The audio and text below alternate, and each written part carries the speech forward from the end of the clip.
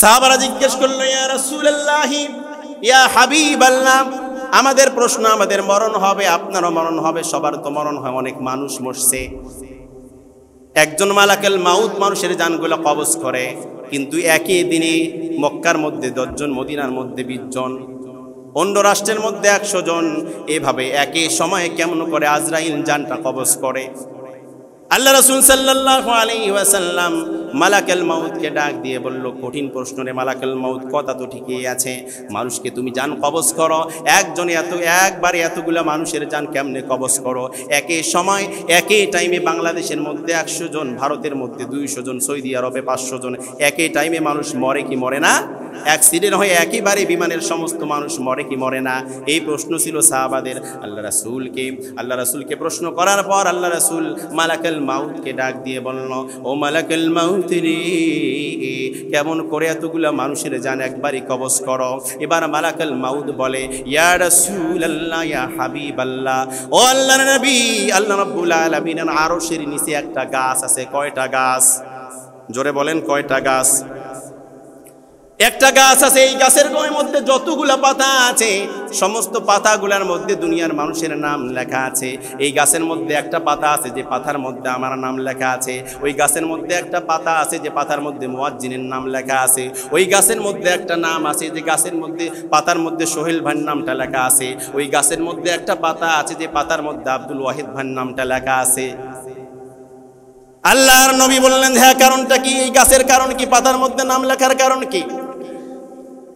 মালাকুল মাউত আজরাইল ডাক দিয়ে বলল, ইয়া রাসূলুল্লাহ, ইয়া হাবিবাল্লাহ, এই গাছের পাতার মধ্যে নাম লেখা হয় মানুষের বয়স বেশি হয়, হায়াত যখন কমে আসে, পাতাটা আস্তে আস্তে হলুদ বর্ণের হয়ে যায়। 40 দিন যখন মানুষের মরণের আগে যখন 40 দিন বাকি থাকে, হায়াত সব শেষ হয়ে গেল, 50 বছর হায়াত আছে, 50 বছর প্রায় শেষ, মাত্র 40 দিন এখনো বাকি আছে।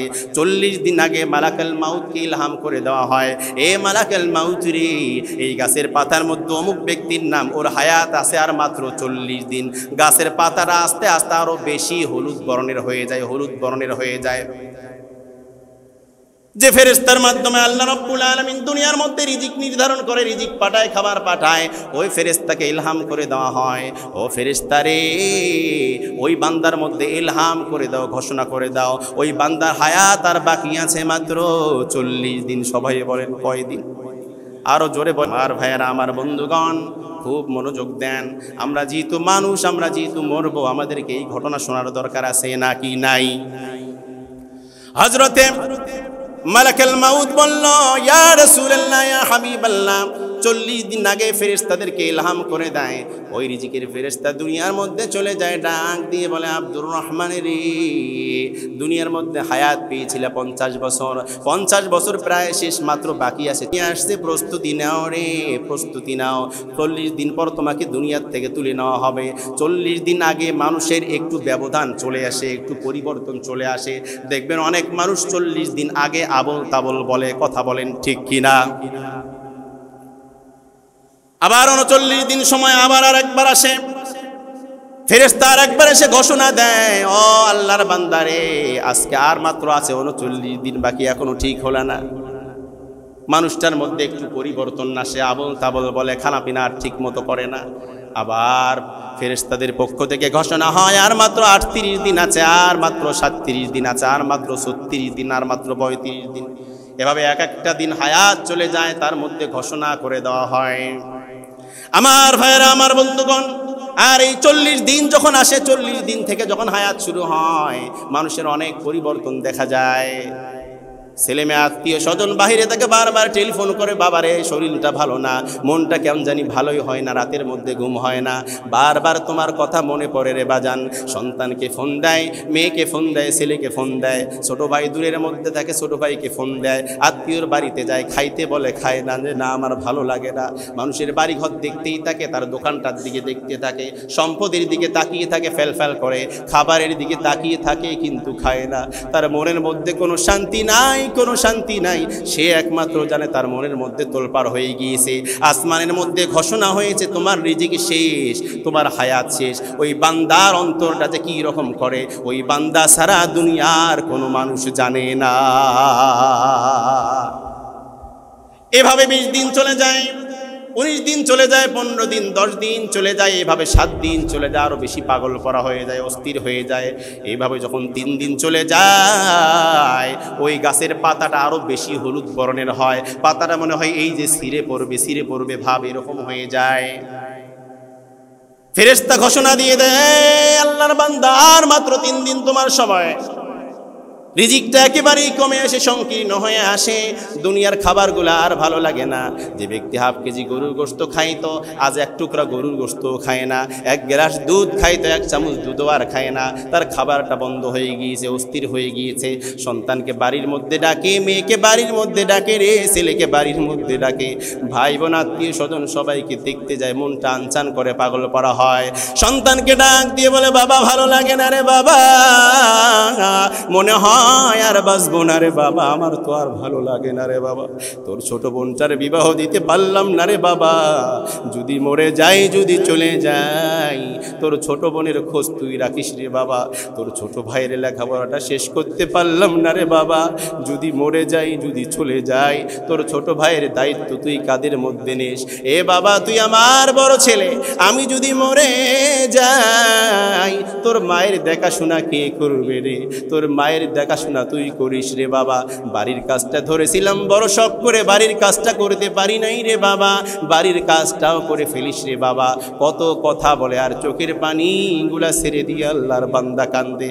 স্ত্রীকে ডাক দেয়, ভাই বোনকে ডাক দেয়, সন্তানকে ডাক দিয়ে বলে, আমি মনে হয় বাঁচবো না। সবাই বলে, এমনটা বলবেন না, এমন করে কেন বলেন, আপনার কি হয়েছে? আপনার তো কিছু হয় নাই, শরীরটা তো এখনো ভালো আছে। সে বলতেছে, না না, আমার কি হয়েছে তোমরা জানবা না, আমার অন্তরের মধ্যে, আমার শরীরের মধ্যে কি তোলপাড় ঝড় শুরু হয়েছে, তোমাদেরকে বুঝাইতে পারবো না।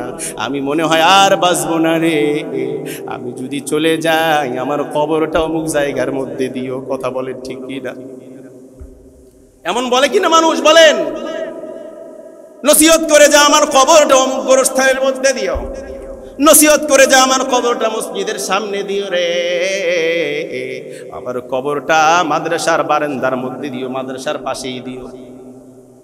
এমনটা নসিহত করে যে আমি যদি মরে যাই, আমার ছোট ভাই হাফেজে কোরআন তাকে জানাজা পড়াইতে বলিও।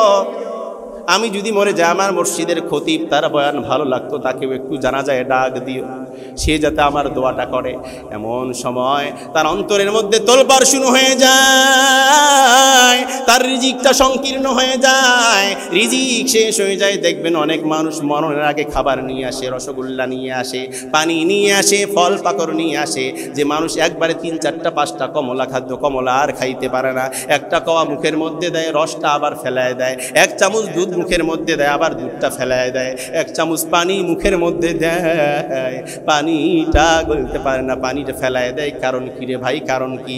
কারণটা একটাই, তার হায়াতও যেমন শেষ, তার রিজিকটাও শেষ হয়ে গিয়েছে। সাহাবারা চোখের পানি ছেড়ে দিয়ে দর দর করে কান্দে। আল্লাহর নবীকে ডাক দিয়ে বলে, ও আল্লাহর নবী, মালাকুল মাউত যখন আসবে, জান কবজ করার যে যন্ত্রণা, এটা তো আমরা সহ্য করতে পারবো না। জান তো কবজ সবার হবে, কিন্তু আমরা কেমন করে সহ্য করব? আল্লাহর নবী ডাক দিয়ে বলল, আমার সাহাবারা রে, চিন্তার কোনো কারণ নাই, চিন্তার কোনো কারণ নাই। সুসংবাদ নাও রে সাহাবা, সুসংবাদ নাও।